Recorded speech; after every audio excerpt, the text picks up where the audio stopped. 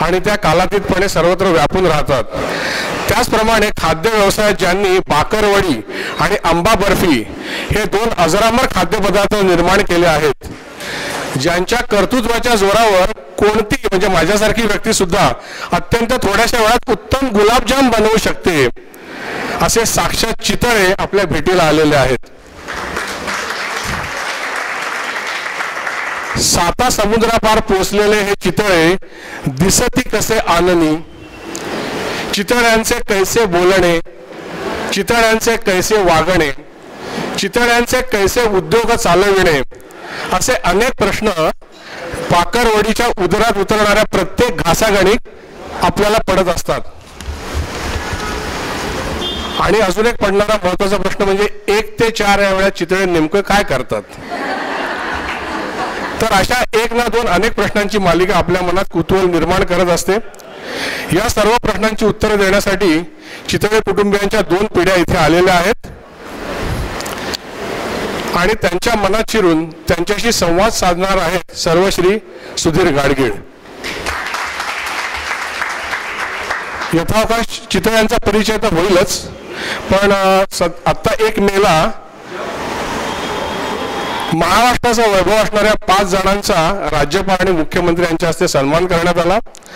त्यात कलेच्या प्रांतातला सन्मान श्री सुधीर गाडगीळ यांना प्रदान करण्यात आलेला आहे. त्यामुळे त्याच्यासाठी त्यांच्यासाठी एकदा जोरदार टाळ्या. सुग्रास ताट मांडलेला आहे, आपण पानावर बसलो आहोत आणि पहिला घास घ्यायला जर विलंब झाला तर जी स्थिती होते तीच मला वाटतं आता तुमची झालेली आहे. त्यामुळे मी आता तुमचा फार वेळ घेणार नाहीये. तरी आपण एकदा मान्यवरांचं स्वागत करून त्यांच्याशी संवादाला सुरुवात करूया. मी इंद्रधनुचे अध्यक्ष श्री अजित परांजपे यांना आपल्या पाहुण्यांचा सन्मान करण्यासाठी रंगमंचावर बोलवतो.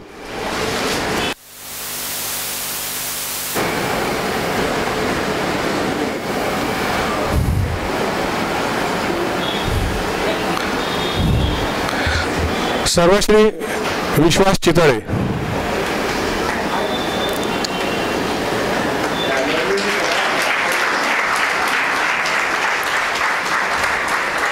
टाळ्या अजून जरा जोरात.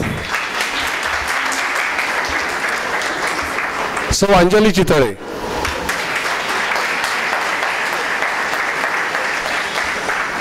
आणि श्री इंद्रनील चितळे.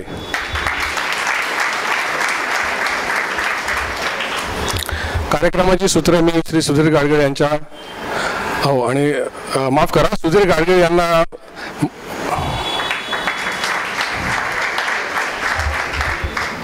कार्यक्रमाची सूत्र मी श्री सुधीर गाडगीळ यांच्या आधी सोपवतो.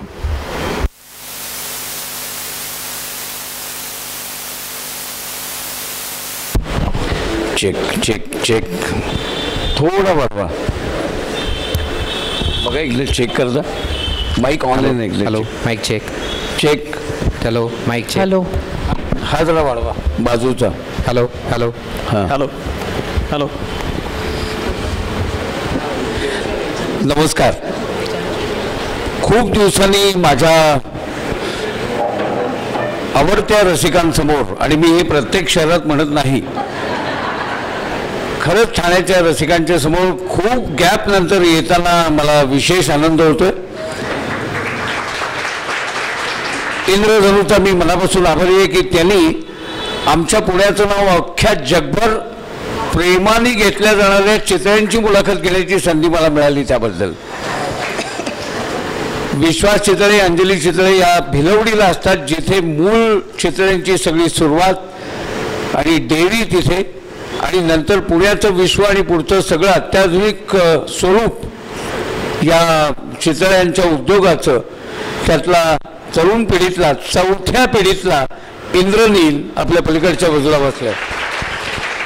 या तिघांचंही मी मनापासून स्वागत करतो. आपल्या सगळ्यांचं मनापासून स्वागत करतो आणि थोडी इतिहासाने सुरुवात करतो, कारण चितळ्यांचे 1 ते 4 बंद असण्यापलीकडे काही माहिती नाही आहे. त्याच्यावरच बऱ्याचशा गोष्टी नेहमी सांगितल्या जातात, तर त्या पलीकडचेही चितळे आहेत ते आपल्याला कळावेत म्हणून थोडं इतिहासाकडे वळतो. आणि मी विश्वासरावांना विचारू इच्छितो की मला वाटतं 1939 साली या चितळे उद्योगाला आरंभ भिलवडीला झाला, तर या चितळे इंडस्ट्रीचा थोडा इतिहास सांगा. नमस्कार. आता लोकांना म्हणतं की रसिक श्रोते हो, पण मी आज असं म्हणेन की रसिक खवय्यो. आज आम्ही जे काय उभे आहोत ते ठाणेकरांच्या पुणेकरांच्या दादीमुळे आहोत, त्यांच्या खवय्यगिरीमुळे आहोत. माझ्या आजोबांनी 1939 साली आमचं मूळ गाव सातारा, आणि साताऱ्यावरून त्या काळात आमच्या आजोबांच्या 600 म्हशी होत्या आणि दूध आणि दूध आणि दुधाचे पदार्थ ते साताऱ्यामध्ये बनवायचे. आणि तिथं कृष्णेचं पाणी फारसं काही यायचं नाही, वेळेत यायचं नाही, पाणी कमी पडायचं. म्हणून पाण्याच्या शोधामध्ये आणि चांगल्या फर्टाईल लँड की जिथं दूध दुभतं जास्त पीक होईल अशा भिलवडी गावामध्ये 1939 साली हा दुधाचा व्यवसाय सुरू केला. आणि तो दुधाचा व्यवसाय सुरू केल्यानंतर दुधाचे पदार्थ आणि दुधाचे उपपदार्थ पहिल्यांदा मुंबईमध्ये विकायला सुरुवात केली.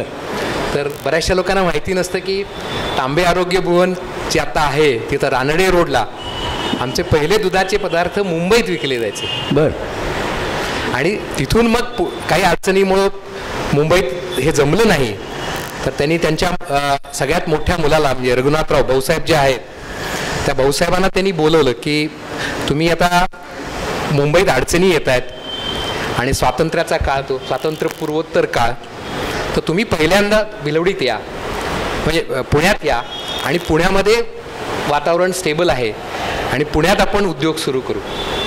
तर असा उद्योग पुणे आणि भिलवडी, म्हणजे भिलवडीमध्ये मॅन्युफॅक्चरिंग आणि दुधाचे पदार्थ बनवायचे आणि पुण्यामध्ये त्याची विपणन किंवा विक्री करायची, असा उद्योग 1939 पासून सुरू झाला. मला इंद्रनील असं सांग की 75 वर्षापूर्वी अशा तऱ्हेने सगळी सुरुवात झाल्यानंतर आत्ताच्या टप्प्यावर विविध फ्रँचायझी देण्यापासून अनेक स्तरावर आधुनिक स्वरूप घेत चितळ्यांचा उद्योग विस्तारलेला आहे परदेशातल्या अनेक देशांपर्यंत. तर हे आधुनिकतेचे काय नेमके टप्पे तुम्ही स्वीकारलेत आणि काम करायला सुरुवात केली? नमस्कार सगळेजण. माझा पहिलाच असा इंटरव्ह्यू आहे, त्याच्यामुळे असं युनिक एक्सपिरियन्स आहे, पण खूप छान वाटतं बोलायला.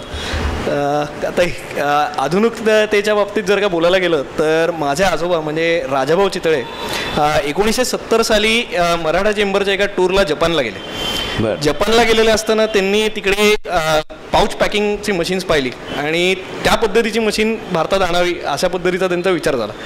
तर त्यामुळे तेव्हापासून ही एक विचारसरणी आमच्या पूर्ण संस्थेत आलेली होती की आपल्याला टेक्नॉलॉजी खूप जास्त प्रमाणात इम्प्लिमेंट केली पाहिजे. तर ते त्या जनरेशनला पाऊच पॅकिंगच्या गोष्टी पहिल्या सुरू झाल्या. त्यानंतर इव्हेंच्युअली मग बाकरवडीचं ऑटोमेशन झालं. दुधाच्या क्षेत्रात पाऊच पॅकिंगमुळे सप्लाय खूप जास्त प्रमाणात वाढला आणि त्यामुळे बॅकएंडला खूप जास्त प्रमाणात सगळ्या जे काय तंत्रज्ञान होतं ते आणि प्रोसेसेस वाढवायला लागले. तर ती एक ओव्हरऑल आयडिओलॉजी 1970-65 सालापासून ती येत होती. त्याच्यामुळे आम्ही ज्यावेळेस बिझनेसमध्ये आलो तेव्हा टेक्नॉलॉजी अडॉप्ट करणं हा एक मोठा आमच्याकरता बॅरियर नव्हता.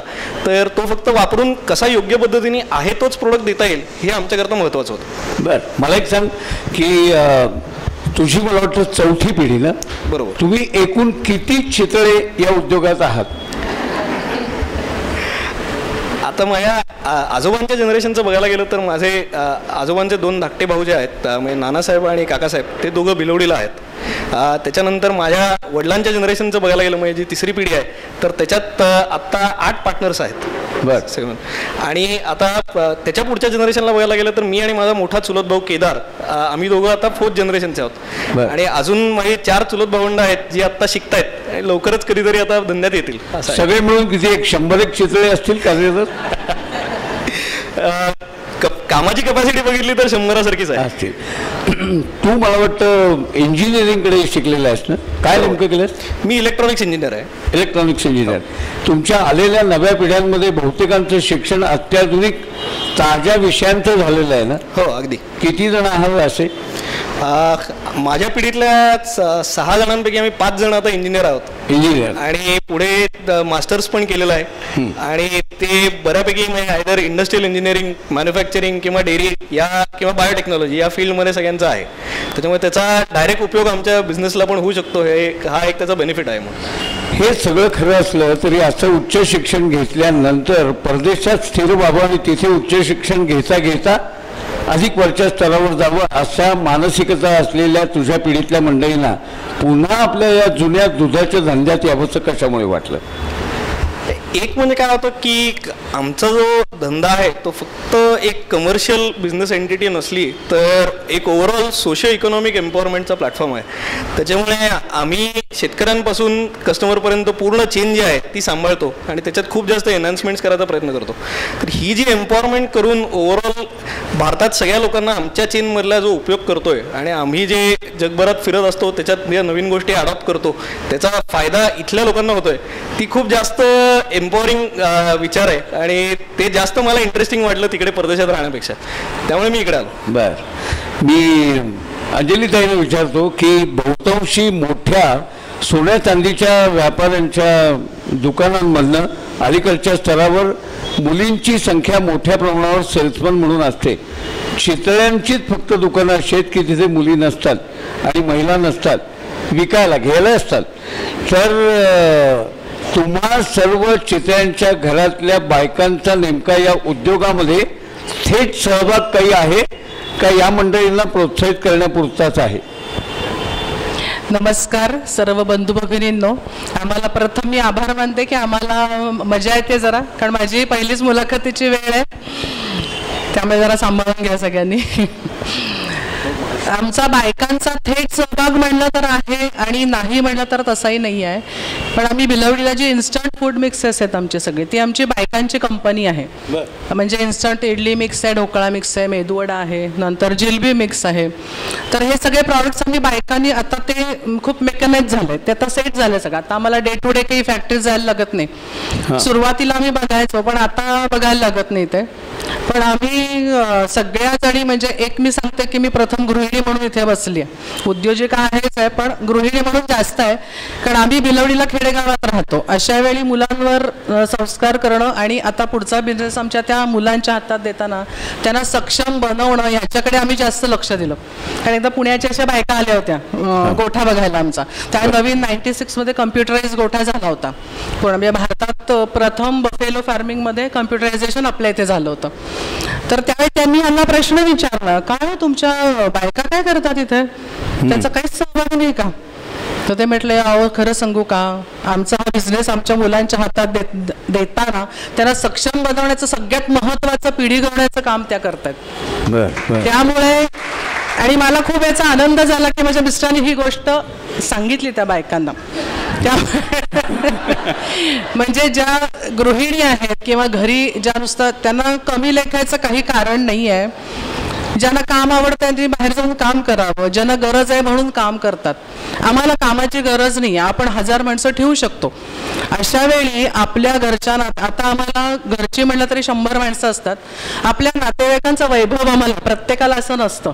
त्यामुळे आपण त्यांना सांभाळणं, त्यांना आनंद देणं, आपल्या पिढीला घडवणं आणि आपल्या नवऱ्याला सपोर्टिव्ह वागणं हे बायकांचं जास्त सगळ्यात महत्त्वाचं काम आहे. आणि जे आम्ही मी आज एक प्रतिनिधी म्हणून मी सगळ्या आमच्या जावांच्या वतीने मी उभी आहे. माझं एकटीचं इंडिव्हिज्युअल काही नाही आहे, त्यामुळे सगळ्यांच्या वतीने मी बोलते. आता पुण्यातल्या आमच्या जावा काय आम्ही सगळ्या या मुलांना घडवण्यात आम्हाला वाईट नाही वाटत. आम्ही यांना सपोर्टिव्ह वागलोच आहोत, पण आम्ही पिढी छान घडवली आमची. आता हा आमचा पुतण्या आहे, हा रांजेची सगळी फॅक्टरी स्वतःच्या हिमतीवर त्याने बिल्डिंग बांधण्यापासून कन्स्ट्रक्शनपासून सगळं करण्यापासून त्यांनी स्वतःच्या जबाबदारी केली. याला सक्षम बनवण्यात त्याचा आजी आजोबांबरोबर आई वडिलांचाही हात आहेच आहे. आणि हा इतका सक्षम बनला, हा परदेशात गेला नाही, कारण पुण्यात जास्त आपल्या लोकांची गरज आहे हे यांनी काळानुरूप ओळखलं आणि ह्यांनी पुण्यात काम करायचं ठरवलं परदेशात न जाता. आणि आता हा आज किती वर्ष धंद्यात आहे, आज हा 6-7 वर्ष झाली ना रे, 7 वर्ष हा अतिशय हिमतीने आणि जबाबदारीने सगळं सांभाळतोय, याचा आम्हालाही खूप अभिमान आहे. याच्यावर त्यांना काही भाष्य करायचं आहे? बरं झालं ती असं म्हटली.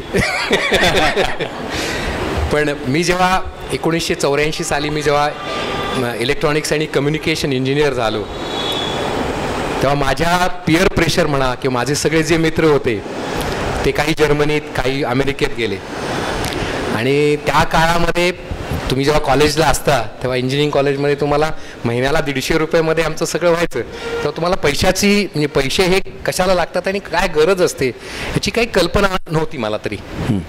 आणि माझे मित्र तेव्हा त्यावेळेला $2,000 $3,000 पगार त्यांना अमेरिकेत मिळत होता. तर मी वडिलांना सांगितलं की मला अमेरिकेला जायचं आहे. म्हणले काय जायचं आहे तुला बाबा? म्हणजे तिकडे पगार फार छान मिळतो, $2,000 पगार मिळतो तिकडं, मी पण तिकडे जातो. ते म्हणाले तुला मी $5,000 पगार देतो, तू आमच्यासाठी काम कर. आणि त्यांनी मला खरं तर त्यांनी मला फसवलं पण चांगलं फसलो गेलो. मला एक सांगा की तुमच्या घ्या ना माईक पुन्हा तुम्हालाच विचारायचं आहे. तुमच्याकडे मिळणारे सगळे जे पदार्थ आहेत मुळात मला एक आधी इंद्रनील उपप्रश्न विचारतो की भिलवडीवरनं काय काय येतं आणि पुण्यात काय काय बनवलं जातं. भिलवडीवरनं दूध सर्वात महत्त्वाचं, त्याच्याबरोबर दुधाचे जे पहिले डेरिव्हेटिव्स आहेत किंवा बाय प्रोडक्ट जे म्हणतो की खवा, चक्का, तूप, दही, श्रीखंड, चीज, पनीर, या सगळ्या गोष्टी तिकडनं येतात. त्याबरोबरीने भिलवडीला इन्स्टंट मिक्सेस मॅन्युफॅक्चर करण्याची फॅक्टरी आहे आणि फ्रूट पल्प्सचं जे प्रोसेसिंग आहे ती ॲक्टिव्हिटी पण भिलवडीला होते. पुण्याला मिठाईचे सगळे जे प्रोडक्ट्स आहेत ते नमकीन आणि बाकरवडी या सगळ्या प्रोडक्ट्सचं मॅन्युफॅक्चरिंग होतं. त्यामुळे सगळं मिळून आम्ही डेली 225 प्रोडक्ट्स मॅन्युफॅक्चर करतो. किती? 225 प्रोडक्ट. मला एक सांगा विश्वासराव की भिलवडीहून तुम्ही काय काय देता आणि ते पुण्यातनं काय घडवतात ते त्यांनी सांगितलं. इथे असणारे तुमच्या दुकानात मिळणारे सगळे पदार्थ फक्त चितळ्यांचेच असतात का काही गोष्टी बाहेरच्यांच्या आणता? कारण पुण्यातले टिपिकल लोक असं म्हणतात की बाकरवडी गुजरातींची आहे, बहुतेक ते हे आणून आपल्या चितळेचं लेबल लावून विकत असावेत, खरं काय? नाही, पहिल्यांदा सगळ्यांचं लोकांचं एक असं मत असतं की चितळे बाहेरूनच सगळं बनवतात आणि फक्त विकतात. खरंही असं नाही आहे. सगळे डेअरीचे पदार्थ, उपपदार्थ सगळे आपल्या फॅक्टरीत बनवले जातात आणि त्याच्यावरती पुण्यामध्ये संस्करण करून त्याचं फिनिश प्रोडक्ट. कारण कसं आहे की दुधाचा खवा बनवला आणि खवा मला तुम्हाला सांगायला आनंद असा आहे की भारतामध्ये पहिल्यांदा